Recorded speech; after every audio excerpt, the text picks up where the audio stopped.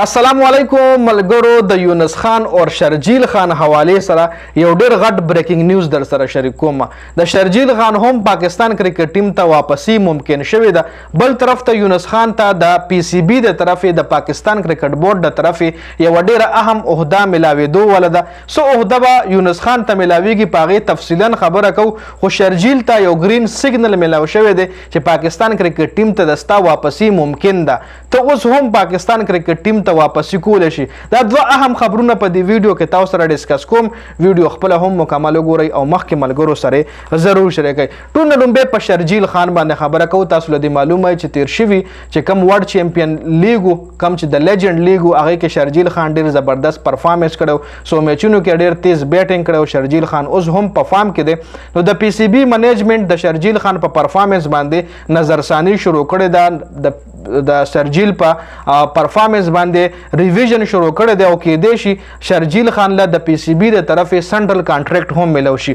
اوس شرجیل خان چې کوم دی پی سی بی سره سنټرل کانټریکټ کې نه دی.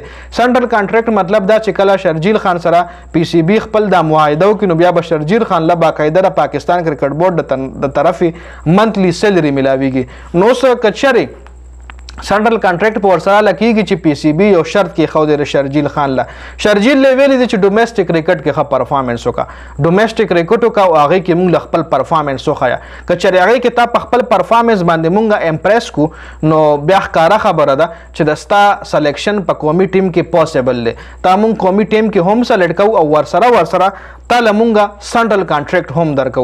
نو اوس په ګورو چې ډومېسټک کرکټ کې څنګه پاکستان کرکټ بورډ منیجمنټ چې کوم دی شرجیل خان څنګه امپریس کوي، دا به راتلونکي ټایم کې پته لګي. خو یو بله اپرچونټي د پی سی بی د طرفې شرجیل خان له میلاو شوې ده. جی بل یونس خان ته اوس پی سی بی څه عہده ورکوي په دې تفصیلا خبره کوو.